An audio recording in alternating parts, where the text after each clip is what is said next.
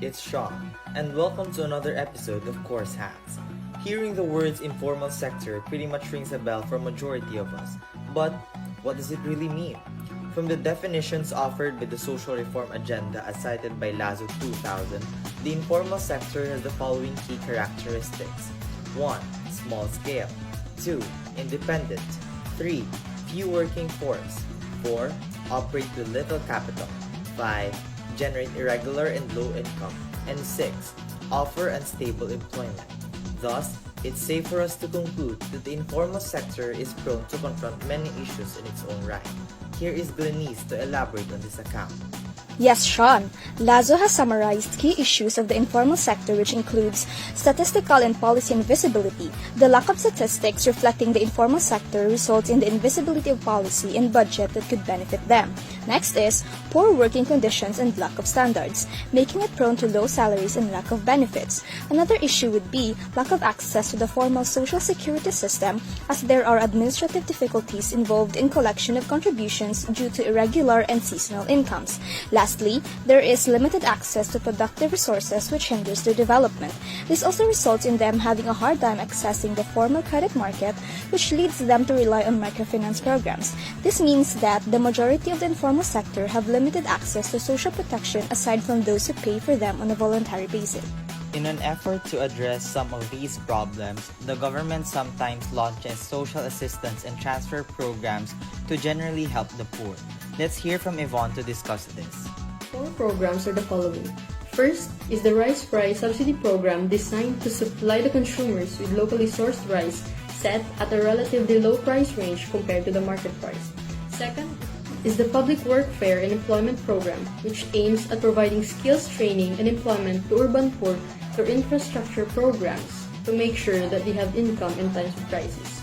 The Health Insurance for Indigents, which addresses their health concerns by providing them with mechanisms to easily avail healthcare systems or healthcare programs in times of crisis. Lastly is the Comprehensive and Integrated Delivery of Social Services, or known as SEEDS, which is an umbrella program focusing on community organizing and empowerment, especially designed for women and children to make sure that their basic needs are met. No, there are further programs aside from this, and I'll turn you over to Daryl to discuss it further. The lack of access and stringent requirements are few of the reasons why most micro-business owners do not go to formal financial institutions. Thus, micro-enterprise owners typically engage in voluntary saving, credit, and micro-insurance schemes. Since access to credit is an important instrument for social protection, the poor usually get credit from relatives, friends, or from private money lenders who charge high interest rates.